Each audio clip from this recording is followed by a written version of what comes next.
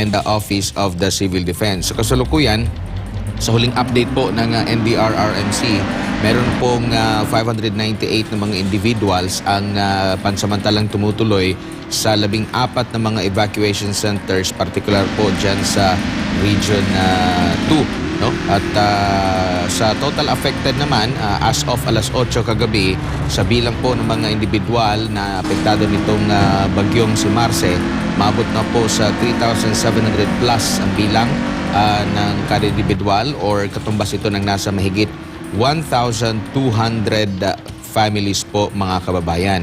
Ang naturang mga naapektuhang mga individual ay naitala dyan po sa lalawigan ng Batanes, sa Cagayan, maging dyan din po sa Isabela, at sa bahagi po ng CAR, partikular na sa Apayao at Mountain Province, mga kababayan. Ginugunita naman ngayong araw, November 8, 2024, ikalabing isang anibersaryo ng paghagupit ng bagyong Yolanda sa bansa.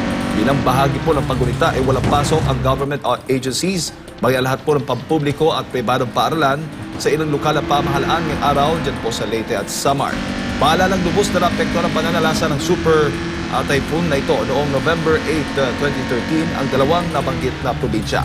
Sa tala, mahigit 6,000 individual ang nasawi dahil sa bagyong Yolanda at ikinasugat ng mahigit 30,000. Umabot pa ng ilang taon pag-recover ng mga nabanggit na lugar, lalo na't milyon-milyon rin ang kabuuang halaga ng pinsala doon.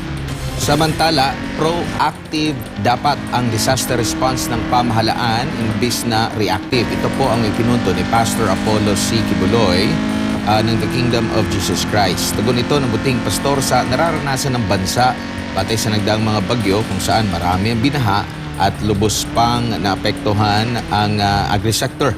Ibig sabihin ng proactive, wala pang kalamidad, may nakalatad ng solusyon o plano ang mga nasa gobyerno. Hindi reactive gaya ng nangyayari sa kasalukuyan kung saan sa gitna ng kalamidad gumagawa ng plano kung paano lutasin ang mga hamon. Dahil dito, ayon kay Attorney Kay Lorente na siyang spokesperson ng butihing pastor, sakali manalo si Pastor Apollo bilang senador sa 2025 midterm elections,